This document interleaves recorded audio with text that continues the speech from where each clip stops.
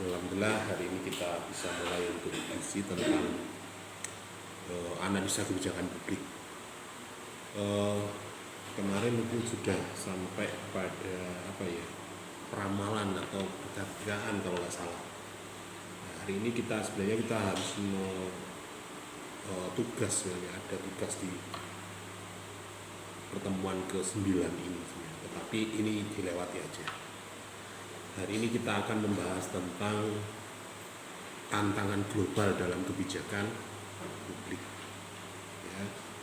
Jadi kita akan berbicara tentang bagaimana tantangan global, tantangan para pembuat kebijakan yang mungkin hari ini sudah zamannya orang itu bebas berbicara, bebas menyampaikan aspirasi terkait dengan apapun kebijakan yang dibuat oleh pengambil kebijakan.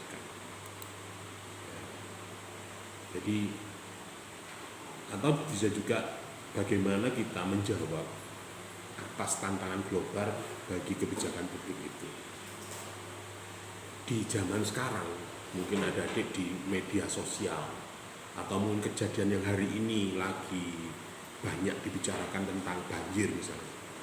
Itu ada banyak analisis terkait dengan kejadian yang terjadi di Sumatera, bahwa ada yang mengatakan mungkin minggu-minggu ini terkait dengan status bencana itu. Nah, status bencana berarti wujud kebijakan adanya negara terhadap warganya. Tetapi ada juga sebagian analisis menyatakan bahwa terjadinya bencana itu ada karena alam, ada karena kesalahan dari manusianya itu sendiri. Kalau kita kembali kepada kodratnya atau ruhnya atau jiwa kemanusiaan kita, bahwa Tuhan itu menciptakan alam ini sebenarnya bukan untuk menjadi kerusakan atau menjadikan hal yang mudarat bagi manusia, tetapi untuk kebaikan umatnya, kebaikan ciptaannya. Itu Tuhan. Ya. Makanya mungkin kalau Anda bisa menyalahkan kalau nggak ada kejelekan, nggak ada keburukan, kenapa Tuhan menciptakan setan? Kenapa Tuhan menciptakan iblis? Itu karena apa ya? Karena untuk keseimbangan. Tapi nek disalahno ngono kan yo kakek disalahno manusia. Padahal Tuhan menciptakan alam ini adalah untuk kebaikan manusia. Jadi apapun yang diciptakan itu pasti ada manfaatnya. Apapun.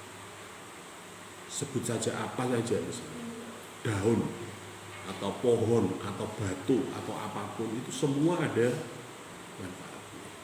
Nah, terus kenapa batu itu menjadi masalah, kenapa pohon itu menjadi masalah? Itu karena jiwa kerakusan dan kenyamanan manusia. Itu kalau kita bicara potret penciptaan Tuhan dengan alam, ini bicara kasus banjir ya. Kita ngomong analisis. Jadi ketika kita terjadi banjir seperti itu, kalau Anda menganalisis secara struktural, ngomong negara, berarti banjir ini disebabkan kesalahan dari kebijakan sebuah pemerintahan atau rezim atau negara, sehingga kerusakan ini terjadi. Makanya banyak narasi-narasi yang muncul di media sosial, di media online atau mungkin di apapun, sehingga kerusakan alam itu disebabkan karena kebijakan pemerintah yang salah. Loh kok salah Pak? Ya mungkin karena dulu tuh wilayah Sumatera banyak hutannya, banyak pohon-pohon besar yang menanggung itu. Akhirnya ekosistem, keseimbangan dari alam ini goyah, puncak. Misalnya terjadinya longsor, itu karena apa? Bumi itu mencari keseimbangan. Kalau pohon-pohonnya banyak tebangi, batunya banyak diambil, dan hujan turun, air akan meresap, akan mengerus, akhirnya terjadi longsor. Dan kalau Anda kaji kebijakan Tuhan itu ciptaan apa-apa wis ono skenario nih. Makanya di dalam tanah atau bumi yang di pegunungan, tapi itu kan pasti ada batunya, itu sebagai penyangga. Ada pohon-pohon besar untuk menahan air dan sebagainya, itu sudah di skenario Tuhan. Tetapi ketika terjadi bencana, itu sebenarnya bukan kehendak Tuhan. tetapi karena kerakusan manusia sehingga mengurangi keseimbangan alam sehingga terjadi sebuah bencana. Itu nih ngomong di Dupurno, tapi kita kan bicara tentang negara. Nah, kalau kebijakan pemerintah, kebijakan publik, maka bisa saja bencana itu terjadi karena kebijakan yang salah. Nah, Anda lihat nggak memenya hari ini di Twitter atau di apa? Zulkifli Hasan digebuki sama ibu-ibu karena digebuki sapu. Karena apa? Di masa itu Zulkifli Hasan punya perusahaan, punya PT, punya kebijakan untuk membuka lahan baru, sehingga hutan-hutan di situ ditebang, pohon-pohon besar ditebang semua, sehingga ekosistem keseimbangan dari bumi di sana berkurang, sehingga terjadi sekarang ini. Ya namanya manusia ya pasti ya apa rek ya biyen rek awakmu alfiane cek cilik nek wetenge lara kepin lesing kepin main isone mek nangis tok. Lah saiki ya ora iso. Saiki wis dikei HP ya njaluk pulsa. Kok nek njaluk ya kuota, ditambah njaluk laptop kemarin itu terus. Manusia juga seperti itu. Begitu juga ngomong pembangunan. Pembangunan itu tidak ada yang bisa menghentikan orang itu membangun. Jadi kalau di wilayah kita Mojokerto, ini lahan hijau, lahan seharusnya produktif untuk ketahanan pangan. Wah, anaknya harus gede-gede, kuliah rono-rono, akhirnya butuh biaya dijual, dikapling, jadi bangunan. Ada penginvestor yang masuk untuk mendirikan perusahaan. Nggak ada yang bisa menghentikan alurus pembangunan. Dan pemerintah juga mungkin punya pemikiran untuk kesejahteraan, kemerataan, pembukaan tenaga kerja dan sebagainya. Tetapi terkadang itu abai terhadap, makanya di dalam kampanye Pilpres dan Semarang itu ada istilahnya go green.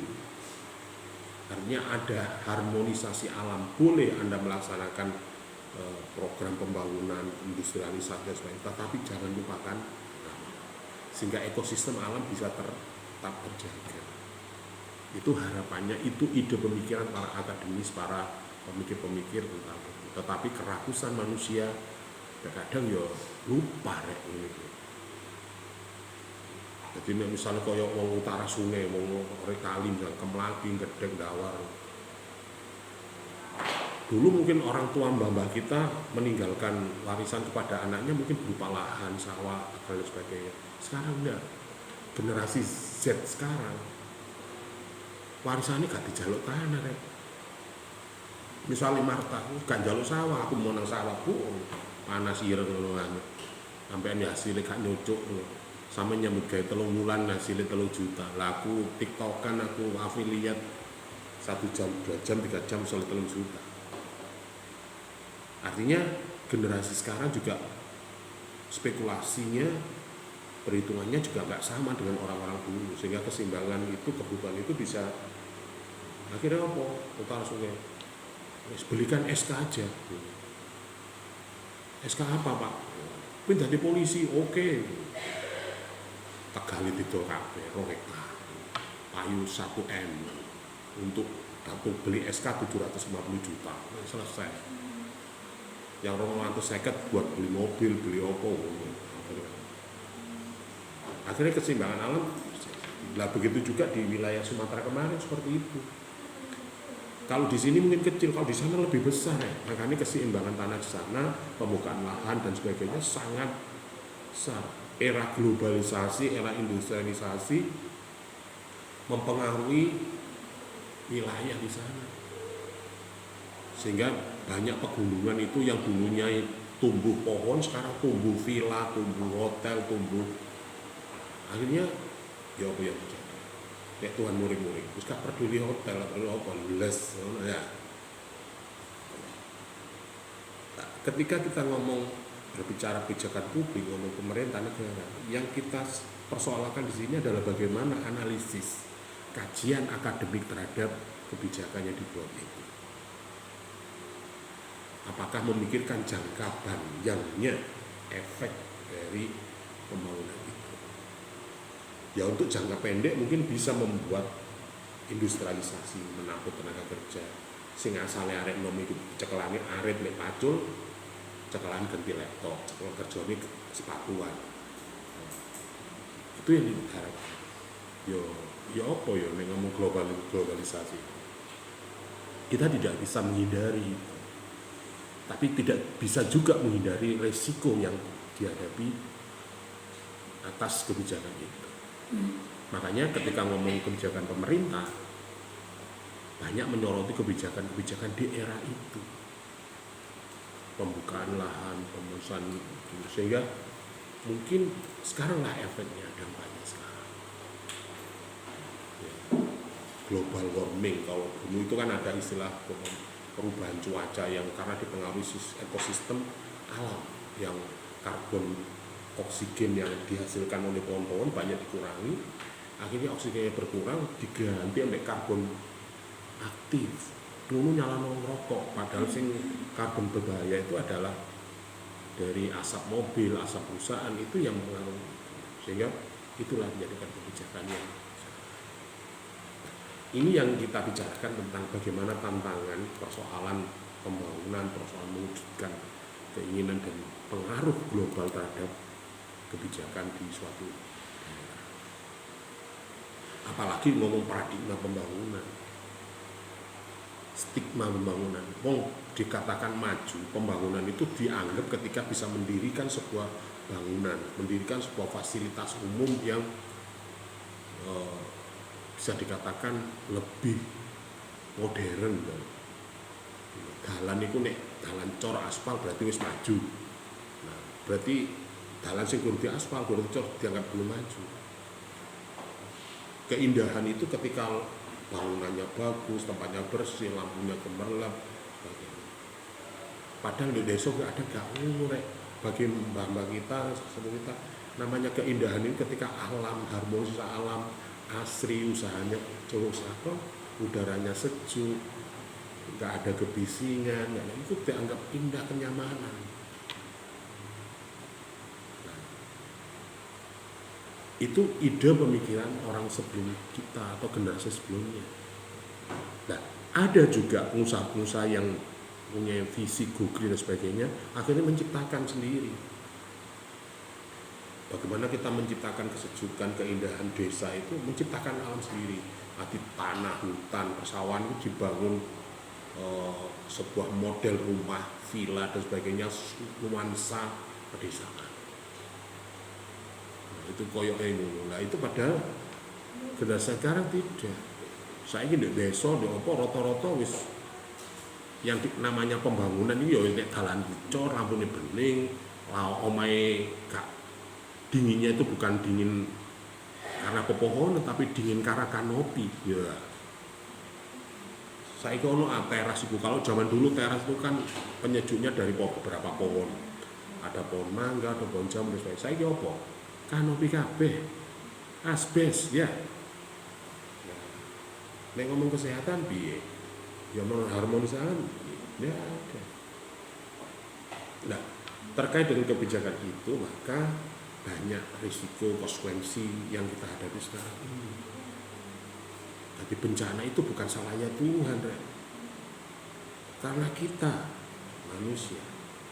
Nek ngomong lingkungan, wilayah, pemerintahan, yo pemerintah yang kita harus bertanggung jawab itu.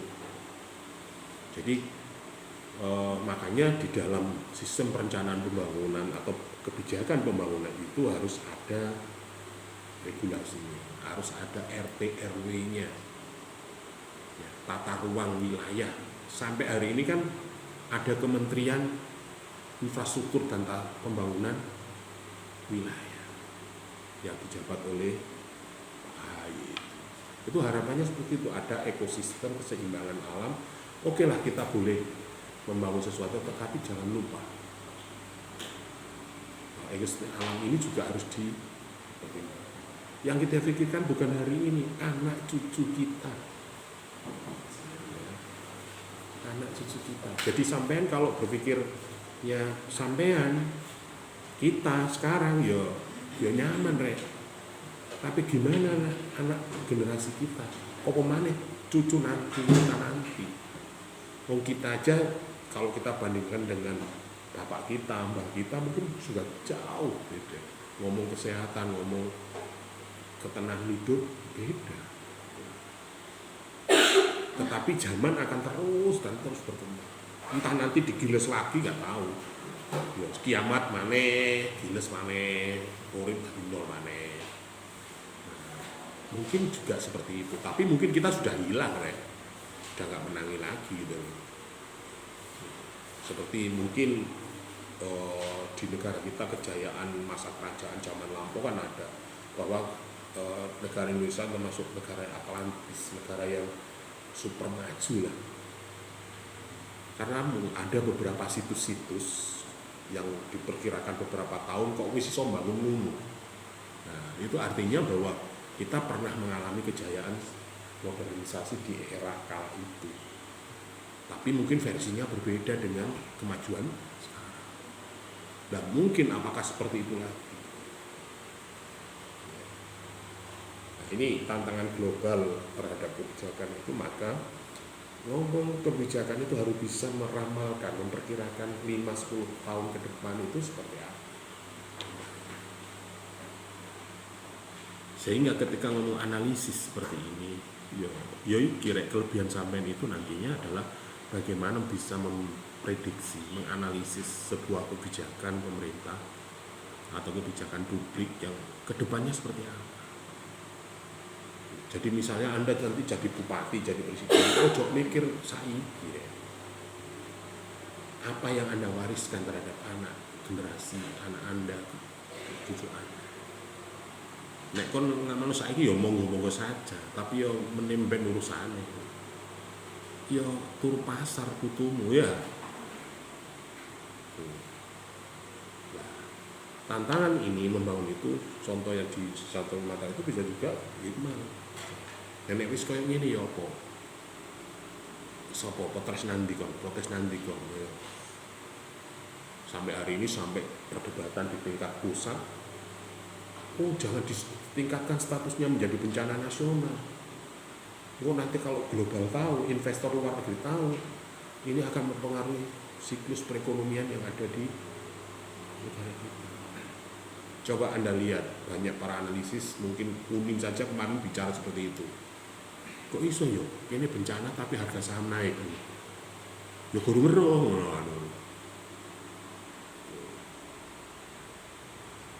Ini akan pengaruhi ekosistem alam, ekosistem. Ngomong global itu ya tidak hanya bicara di sini, pasti ada pengaruh dari luar, pengaruh dari dalam, dari kita, sehingga kebijakan ini mempengaruhi ekosistem alam. Maka yang saya catat di sini adalah bagaimana mewujudkan keseimbangan antara peranan pemerintah dan peranan masyarakat juga harus didengar. Terkadang pemerintah pasti akan mendengar, tetapi kadang itu ada kekuatan global, kekuatan kapitalisme, ya. Wah, ini potensi. Kayak ngomong Sumatera, pintu masuk dunia-dunia atau benua lainnya ke Afrika, ke bayang kan ada Batam, kalau masuk kata ini mencolot, ya nek mencolot itu kedua Anda mencolot pulau ya liwat Sawati mang, itu nek jalur laut, potensinya besar Sumatera itu, ada kalium, ada nikel, bahkan ada apa namanya ganja, kayak. Nah, ini menjadi incaran. Nah, bagi mereka-mereka yang ngomong kapitalisme, gak ngurus, gak peduli efek, dampak, lingkungan dan sebagainya. Nek ngomong ngono ya gondi ya kari, koyo-koyo kari, tetapi ya apa? Coba misalnya awakmu wis gak neko-neko, wis gak patek gadget-gadgetan lah. Sampai kok kena hubungan, kena yang cukup lah. Ya mau mah, gak cukup, saiki rame harus ini, packing ini ngono. Nah, itu. Nah, harapan-harapan seperti itu ada partisipasi, ada keseimbangan itu ya tinggal pengambil para apa istilahnya aktor-aktor kebijakan publik itu harus bijak. Ini hanya sekedar sepenting aku, mumpung aku berkuasa, ya, mumpung saya punya ya lembut anak cucunya ndek ya kok Jakarta wis gak ngurus bangun akhirnya apa bumi ini ambles ya lautnya munggah nek ora banyu beres bahkan ramalan Joyoboyo itu kan Surabaya akan menjadi lautan, Sidoarjo akan menjadi rawa, Mojokerto menjadi kutha. Wah, nanti peradaban akan kembali ke Mojokerto, ke Mojopahit. Ini sudah terasa, Rek. Banyak perusahaan industri sudah bergeser ke Sidoarjo, ke Mojokerto. Pusat keramaian nanti juga akan kembali ke Mojopahit. Nah, makanya iki ramane Joyoboyo, artinya para aktor supranatural pengambil kebijakan, arah perubahan manusia, industrialisasi. Ini sudah mulai berjalan, ya bukan berarti sudah. Anda lihat Sidoarjo mulai rumpur rawan sakit, Surabaya mulai degradasi alam, wis panas, wis awan, mulai bergeser. Ini yang menjadi nah, harapan juga bagaimana kita juga membangun kebijakan publik itu berciri khas good governance. Ya, di sisi lain ya tekanan publik. Artinya kebutuhan masyarakat yang hari ini harus dipenuhi itu juga menjadikan pemikiran bagi pengambil kebijakan. Misalnya pemenuhan ketika kampanye presiden, saya akan menciptakan 1000 lahan pekerjaan, 10 juta tenaga kerja, 10.000 rumah. Wow, kan ada program-program pejabat presiden kita sampai ono menteri perumahan kok saya bagaimana menciptakan 1 juta perumahan subsidi. Ya nggak bisa dihindari, itu memang jadi kebutuhan gitu lah. Jadi sampean misalnya Marta nanti penurut gue minta, ya omah gue minta kekirangan Pak lo, terus katanya ngolumpuk ngomel ibumu, nggak mungkin. Suatu saat kamu akan mendirikan rumah sendiri, suatu gitu juga yang lain. Tempatnya gue ndi yo, biyen asale sawah tadi omah asal kebon itu. Nah, membangun manajemen ini berciri good governance itu juga harus seimbang, sehingga untuk menyiapkan organisasi untuk mendukung manajemen publik itu sangat penting. Nanti kajian-kajian tentang tata ruang, makanya di kementerian di negara kita tuh ada kementerian pembangunan infrastruktur dan pembangunan wilayah, itu tujuannya untuk itu Tapi sekali lagi nih ngomong kepentingan global, ya memang ono investor, ono apa, ya budal, ya. Oh saiki barongan, saiki kebonan niku, wah iki cocoknya gawe wisata, ya dandani rek, diatur. Kemudian pengembangan paradigma ilmu manajemen publik ini juga harus diperhitungkan. Ini yang kita ngomong kebijakan.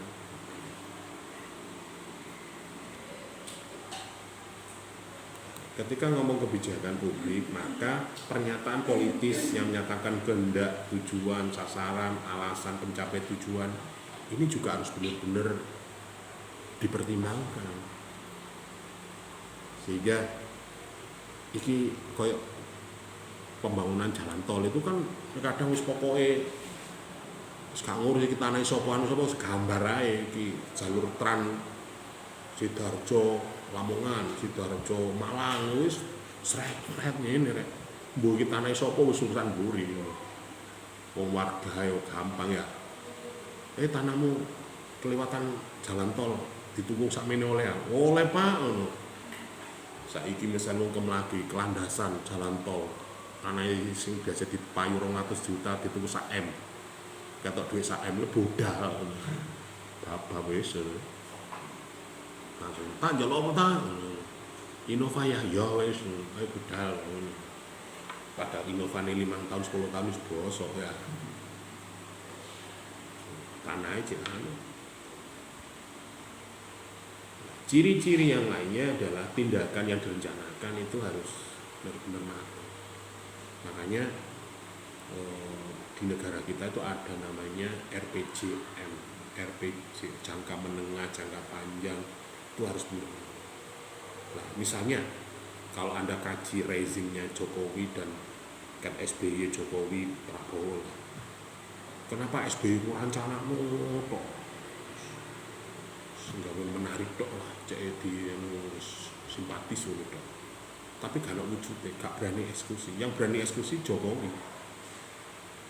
Kon ngawur rembangan jalan tol duit sapa? Ya kate duit. Lah terus kapan iki rencana tok? Wujudkan. Duit itu kan di investor. Ya apa investor? Ya bapak 20 tahun gak mangan dhisik. Cara wis cukup mangan sego pecel bapak lah. Cara omahe bapak lah sementara ngontrak-ngontrak di perumahan. 5-10 tahun ke depan kan menjadi rumahnya. Ngono kan mikir Jokowi. Sehingga banyak bangunan-bangunan itu yang didanai oleh investor asing. Jadi selama minimal 20 tahun, 30 tahun kita tidak punya hak apapun. Ya koyone ya medidi ya. Tetapi 30 tahun ke depan untuk generasi berikutnya ini sudah menjadi milik umum. Tol wis gak bayar ngono. Minimal tol wis gak bayar. Kok Suramadu awalnya bayar. Sekarang wis gak bayar, berarti ini sudah lunas ngono lho. Jembatan Padang, Padangan. Itu awal-awalnya bayar rek. 1000 piro biyen jarene. Liwat lo bayar. Saiki wis gak. Coba ikut jalan itu dipedhot ya apa. Marta lewat endi? Lewat endi? Mencolot Pak lewat kerjaan gitu. Nah itu mungkin yang eksekusi ketika ngomong pembangunan seperti itu. Nah, kita semua tidak bisa berdiri sendiri, pasti ada inovasi, pasti ada kemitraan dan sebagainya. Global, elit-elit global juga bermain ya. Bagi mereka-mereka yang kapitalis, wah ini peluang bisnis ya. Oke, di mana nganggur duitku? Butuh piro sih? Kayak IKN kemarin, butuh piro sih IKN ini? 450 triliun, oke siap. Ada rek. Nek kemarin ngomong 450 triliun itu kan besar, banyak besar. Bagi orang-orang tertentu ada uangnya yang punya siap mendanai IKN 450 triliun. Saya tahu sendiri. Elit global. Ugal-ugalan. Kira-kira nek misale ngono dituku deal negara ngutang iku. Saya kira-kira lho negara yang ngutang aku 450 triliun, mana kon Kapolres Kapolda. Kan ngepin kali nanti kan. Ngono daya apa. Makanya kekuatan 9 naga oh ya segini iku elit global. Makanya para pengambil kebijakan itu terkadang tersandra oleh kepentingan-kepentingan ekonomi, kepentingan global, sehingga arah dan kebijakan itu terkadang ya lupa dengan terkadang oke lah bisa memenuhi keinginan perubahan zaman, tetapi ini diutangan misalnya Clarissa, zaman ini Pak pada PCX ya sementara kondisi Pak pada PCX tapi kamu utang kredit ya apa. Kalau zaman dulu, biasa saanane pedai sepenting iki nggenmu. Awakmu iso numpak pada PCX tapi iki nggene venen nih. Suatu saatnya gak bayar. Ya jadi leseng kan. Nah, begitu juga negara. Iki nih makanya pemerintah itu kadang nggak bisa leluasa ketika ngomong tersandra oleh kepentingan-kepentingan. Masalah elit global itu gak peduli negara, tidak ada batasan jenenge global. Nggak ada batasan sekat negara. Negara harus terbeli. Son ilang yang apa jenenge sing pagar laut sing duwe villa sing duwe Pulau Seribu Jakarta ini. Lah iku investor ke negara wis piro?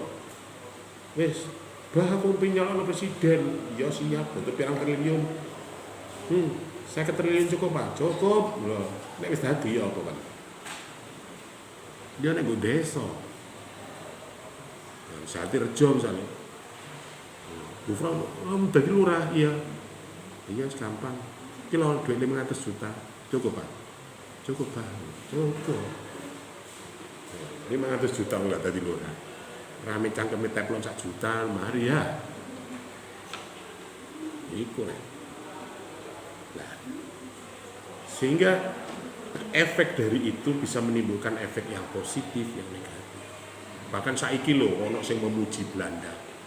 Lho ya apa jare? Sejelek-jeleknya Belanda, penjajah kolonial terhadap negara kita. Tapi Belanda meninggalkan bangunan, meninggalkan sistem ekonomi, sistem pertanian yang sampai hari ini bisa dimanfaatkan. Tapi pemerintah, rezim mulai Orde Baru sampai saat apa yang ditinggalkan? Masalah. Ya. Orde Baru mungkin oke, pembangunan masalahnya apa? Sumber daya manusia, moralitas, korupsi, nepotisme. Kalau zaman Belanda bisa juga lain lagi. Oke. Sehingga ketika ngomong peran pemerintah di sini, yang tentunya fungsi daripada negara, tujuan daripada negara itu adalah memperbaiki sosial, politik, ekonomi, budayaan. Ini tetap menjadi ideologi kebangsaan. Sehingga ketika ngomong sosial, politik, ekonomi, kita harus membangun kesejahteraan, meningkatkan derajat kesejahteraan masyarakat. Sakjane masyarakat Indonesia masih gak nek negara ngene pokoke hukum adat, hukum ekonomi, hukum politik barno urip Indonesia. Mereka punya sistem masing-masing. Kalau Mojopahit itu, sistem ekonomi seperti apa? Dia tidak menggunakan mata uang, tetapi dia ijon deh. Jadi perekonomian misalnya Ion punya kain, Gufron punya produksi pertanian, itu ijon. Sistem pertukaran. Berarti kemanfaatannya semua punya sistem perekonomian masing-masing, punya sistem adat, punya sistem kemasyarakatan masing-masing di Indonesia. Nah, inilah nenek moyang kita. Tapi karena kita sudah menjadi negara kesatuan Republik Indonesia secara umum, maka kita harus punya kebijakan, punya regulasi yang bersifat nasional, bersifat umum. Jadi Pak Mojopahit, Pak Sriwijaya, mau Indonesia ya Indonesia. Akhirnya kebijakan ada di pusat. Mungkin pusat ada tekan iki lho, eman-eman awak mulai beli kayu gede sih di Barongan. Kan gak butuh kayu mau gede. Ketok ono gak apa-apa.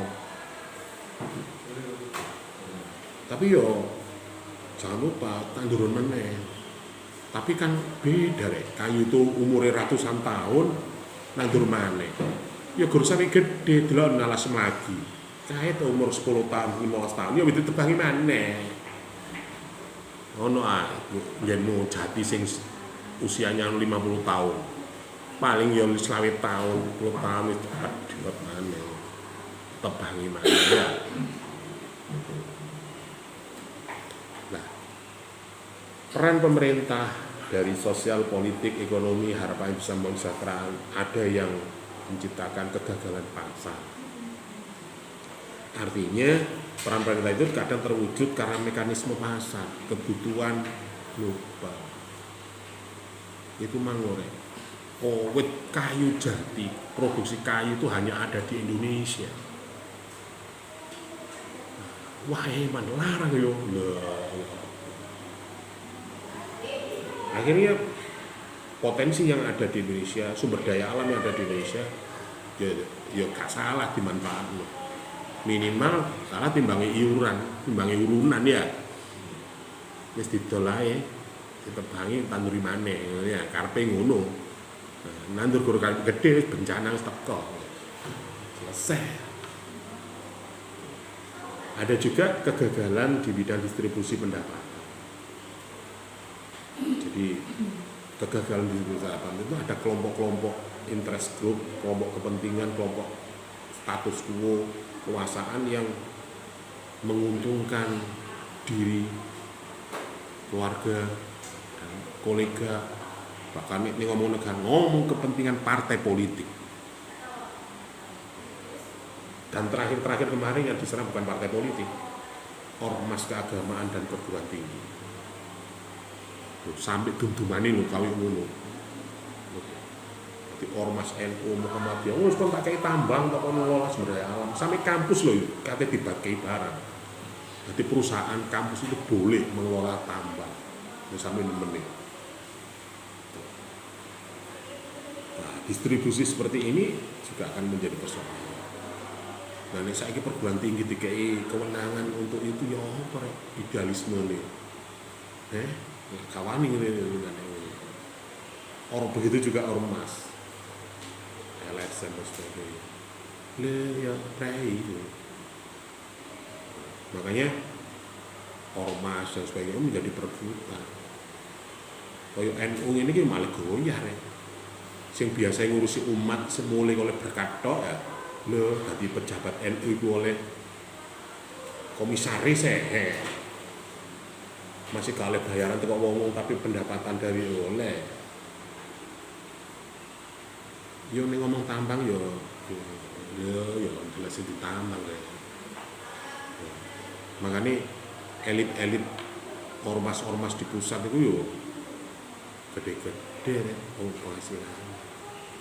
Ini sore oleh apa? Oleh betul sarung, betul kalender, ya. Aduh, lah.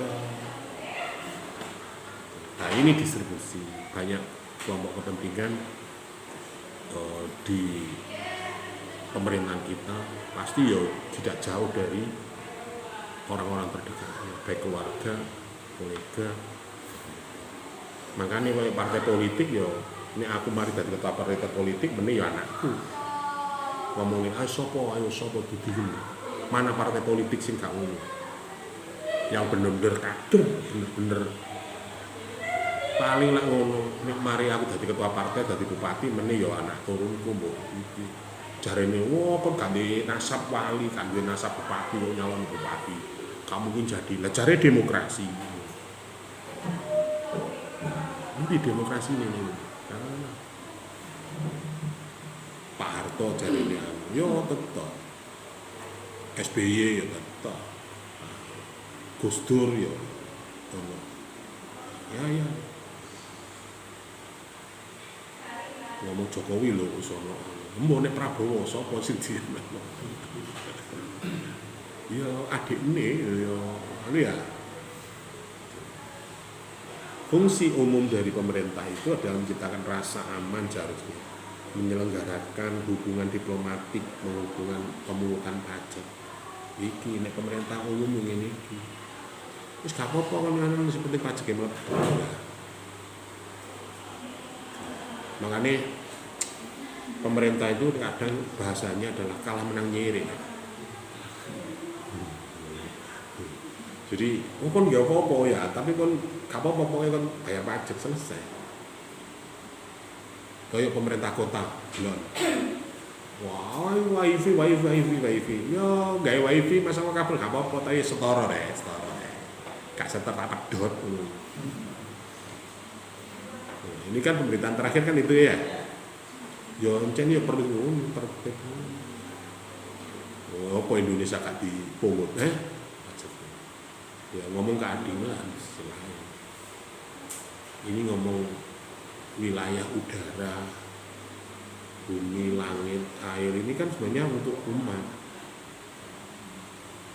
Ya nek ngono umat sing di Pak ya kudu lho pemerintah harus Harapannya uang itu yang dipungut itu bisa kembali lagi kepada itu. Peran kebijakan publik ini bisa juga dipengaruhi oleh pendorongnya, motivasinya apa, kepentingan jangka panjangnya apa, jangka pendeknya apa, kemudian penghambatnya apa. Nek ngomong partai politik, ngomong politik, tidak ada kawan, tidak ada lawan, yang ada adalah kepentingan. Ketika kepentingannya searah, sejalan, yo koncoan rek. Ketika gak sejalan, yo nih sikut-sikutan ya, tinggi-tinggian. Wah, itu plek iki lho biasa dadi tim tenge, saiki dadi musuhe. Ya ora kabeh. Ya akhir itu.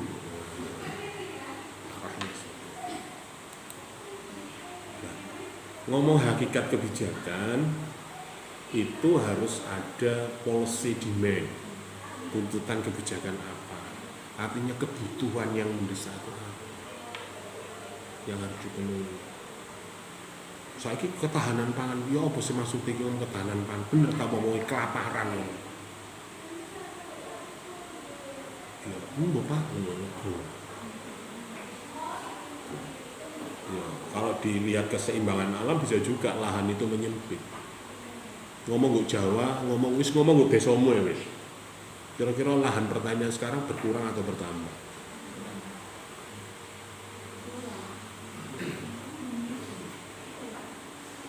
Lho nek ngene iku bertambah ya, berarti alase kebon dadi anu. Yang jelas kalau di daerah-daerah sini mungkin berkurang. Di daerah Sumatera, Kalimantan bisa juga bertambah. Ya, karena mungkin penghuninya masih banyak di ngumpuk di wilayah Jawa, Sumatera itu. Di wilayah Sulawesi, Kalimantan, Papua itu mungkin masih banyak. Sehingga pembukaan lahan pertanian bisa juga. Ada policy design atau keputusan kebijakan, ada policy outcome, hasil akhir kebijakan. Kebijakan itu pasti bisa menghasilkan sesuatu yang baik dan buruk, ono efek negatif, karena pasti akan mengandung konsekuensi. Harus memilih jenis kebijakan. Pasti kan ada pertimbangan hal yang terjelek dari yang beberapa yang terbaik, itu yang harus disikapi. Makanya ya bolehlah Anda menyoroti. Nek saiki lihat Anda di posisi benci atau cinta. Nek posisi benci apapun, awakmu adem panas, salah Jokowi. Ono watuk pilek, ono banjir, salah Jokowi. Nek wah iki kok berhasil, iki Soekarno. Sekarang kan itu ranahnya. Jadi ada orang yang mindsetnya benci, sopo iko salah. Nah, ketika Anda menjadi seorang analis kebijakan, kadang mikirnya kadang koyo ngono, koyo asu, koyo kirik ngono ya. Apa yang menjadi salah? Berarti kebijakan mungkin tahapannya yang salah. Mungkin tidak pertimbangan ini, evaluasi analisis kebijakan. Ya mungkin karena dulu mumpung dadi menteri. Saiki ngene iki sing dadi ancaman ya Raja Juli ya, Menteri Kehutanan ya. Zamane Menteri Hasrul Harahap itu ben apa zamane. Ada beberapa data kemarin terkait dengan pengembangan lahan pertanian atau perampokan hutan itu dari beberapa presiden banyak berbeda. Di era Jokowi itu sangat sedikit, hanya berapa ribu. Di era sebelumnya mungkin banyak. Era Soeharto malah lebih banyak lagi. Buktinya apa? Dulu tuh ada transmigrasi ya. Jadi penduduk Jawa dikongkon nang ngene Sumatera, nang ngene Kalimantan dikasih lahan minimal 3-4 hektar. Itu akhirnya banyak. Zamane Jokowi paling yo ndelok ae. Karena konsepnya hilirisasi. Saya ingin produksi gula. Oke, siap. Gak gembongan tok, gak gedek tok. saiki bukaan nggo Sulawesi, gawe pabrik nggo Sulawesi, nandura tebu nduk kono, pola nduk kono, metu wis dadi gula. Ngono konsepnya. Di zaman dulu itu pernah saya ada tawaran di Sulawesi atau apa, silahkan buka lahan, izin saya kasih. Mau kuatmu berapa? 100 hektar, oke, tekan. Saya kasih lahan 100 hektar, silahkan nanam tebu di situ, dirikan perusahaan di situ, olah di situ. Keluar jadi, jangan sampai tebu nandurin ini ngolahi nggo Sumatera, Malaysia, Singapura, ini ekspor gula. Akhirnya sing badi sapa maklar pejabatnya. Akhirnya kan banyak kasus kemarin maklar impor gula.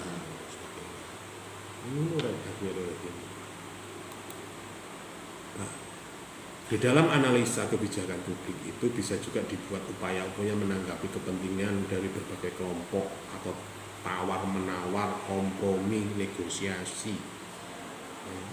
Ada kelompok rasional. Kelompok rasional itu ya membandingkan antara pengorbanan dan hasil yang didapat, konsekuensi perubahan alam yang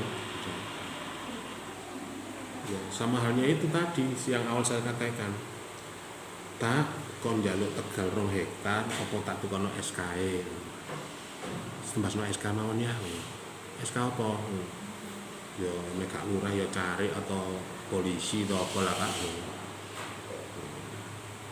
Nah nek kon Tegal ya gak mungkin ngeramu itu kono SK ya Pak.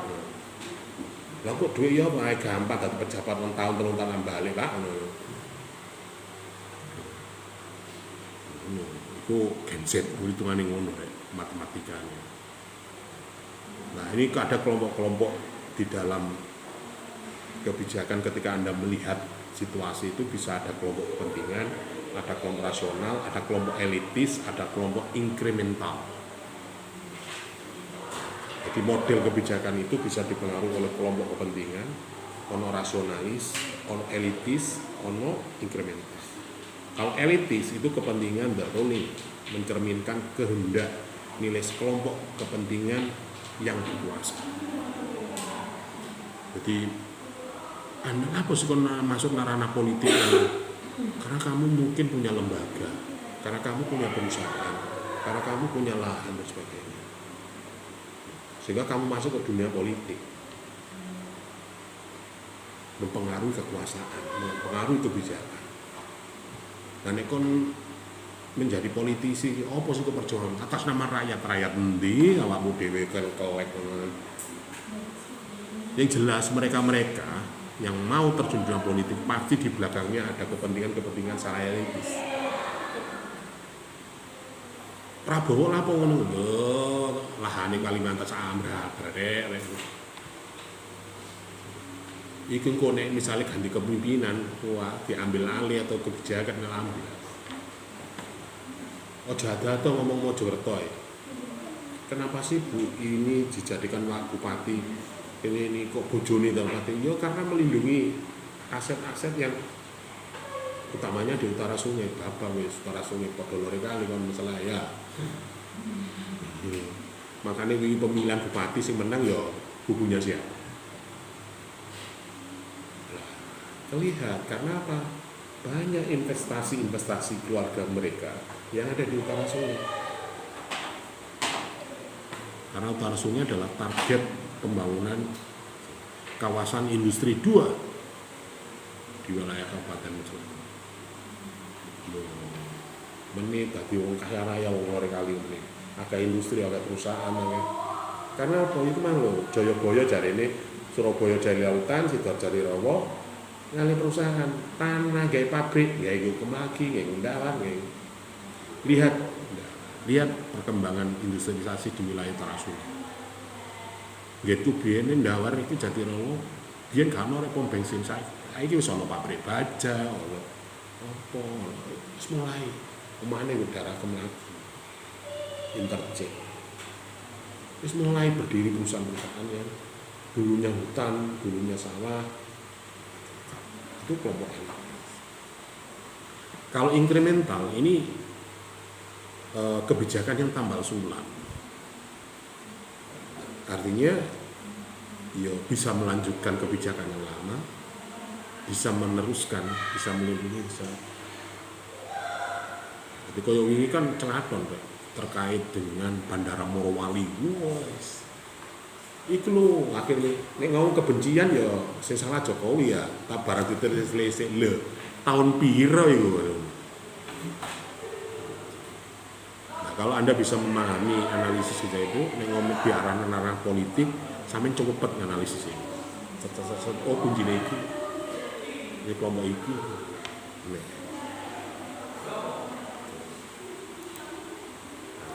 Kemudian terkait dengan lingkungan penghambat itu bisa juga dipengaruhi apa? Jadi kebijakan itu bisa juga dipengaruhi oleh beberapa hal, di antaranya informasi, data dan sebagainya. Jadi, sehingga mempengaruhi kualitas kebijakannya. Wah, gerai wis pokok meneh kene kono tol, kene nopo. Orang delok lho, kene tanah warga, iki tanah adat, iki tanah punden iku apa wadah. Akhirnya lapo gak diterusno. Lah masyarakat go nerima Pak kene. Akhirnya kendala, rame. Ada kelembagaan ini juga penghambat. Tumpang tindih misi, tanggung jawab, kewenangan yang tidak jelas. Indonesia kan pemerintahnya bertingkat-tingkat. Ada pemerintah pusat, pemerintah daerah, pemerintah desa. Mereka punya otonomi masing-masing.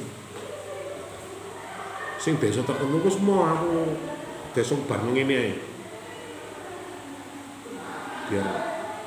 Biarkan kami enggak kamu sepenting warga desaku tentrem. Koyo ngene di Bendul, daerah Canggu. Itu sampai tahun 80 sampai tahun 2000 baru kena, baru bisa dibangun jalan tol. Karena ada sebagian warga sing ganti rezim presiden umum tanah ditukul gak oleh. Sampai Pak Camat itu ngasih rumahnya dan tanahnya gak gelem Canggu. Ya alasan pembangunan. Sehingga kewenangan. Kemudian ada juga terkait dengan perkembangan global yaitu IT, sesuatu negara dipengaruhi kejadian negara lain. Ya, mungkin berkaca dengan perkembangan di negara-negara lain. Kon dodol gabah, 100 ton, ambek dodol pistol atau senjata situk, soler. Nek kadang ijol. Mereka membutuhkan rempah-rempah pangan, kirim ke Amerika, kon dijoli tank situ atau pesawat jet situ. Nanti ijol mau mas situ, ijol motor situ oleh bahan pangan itu.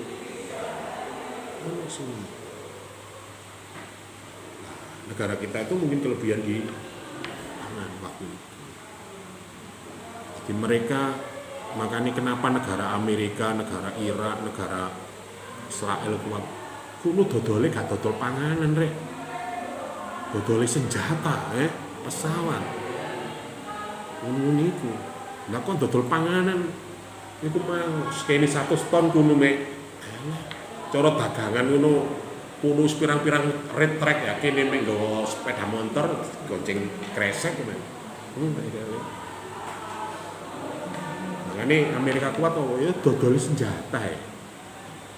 Senjata regane miliaran, triliunan. Oke, kemudian juga ada terkait dengan kualitas SDM. Ini untuk kepentingan sendiri atau keluarga atau second. Itu mau. Tadi saya sampaikan rezim disingkat.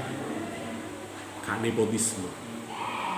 Wong Jawa ya mesti ngono.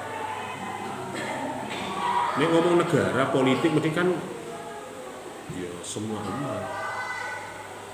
Tapi loh, ya mumpung aku berkuasa ya. Mumpung aku ndukung. Iki lho proyek ini apa? Kok nek wis awak keluargane gak ngatasi, kanca gak ngatasi baru di lelang. Nek barang iki ono meni ono proyek ini. Besok di Kemlagi itu ada taman wisata di sini. Menene sampean di lahan niku aja didol dhisik, menene ketok pembangunan baru.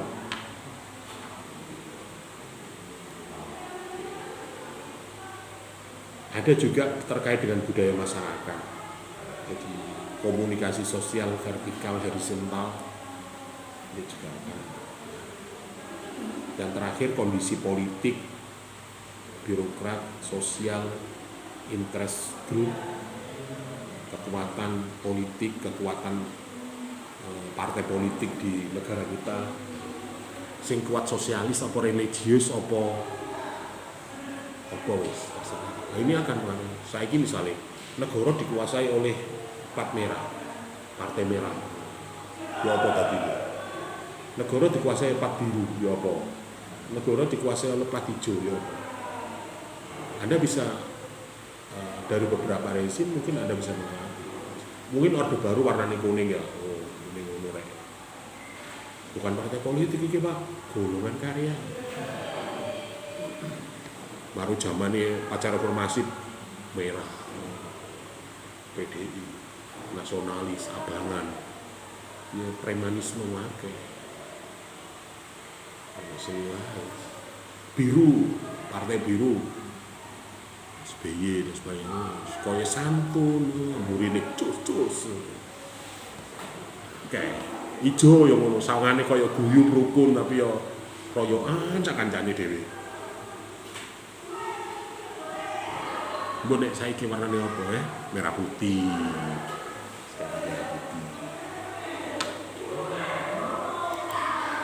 Kemudian ada proses atau proses ada di masyarakat, ada akademis, ada legislatif, ada eksekutif.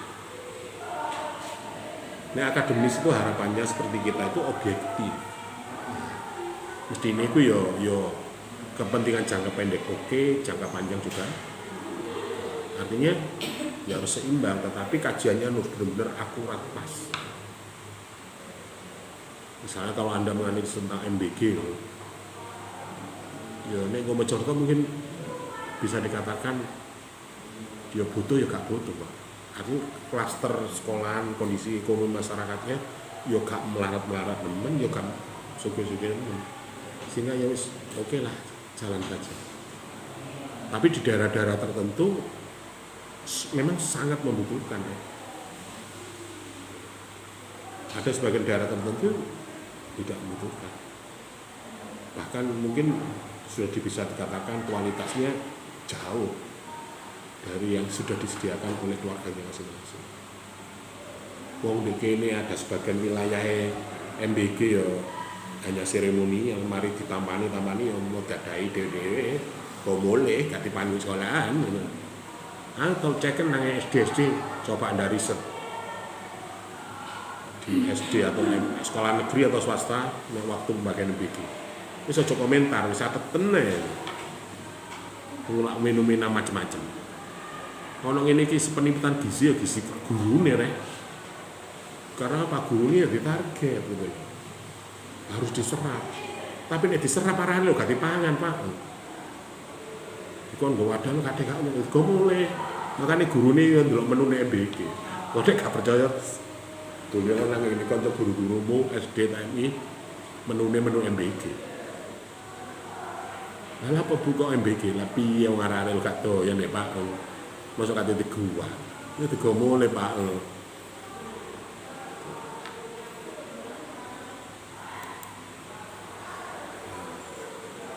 Oke, sampai di sini barangkali ada pertanyaan.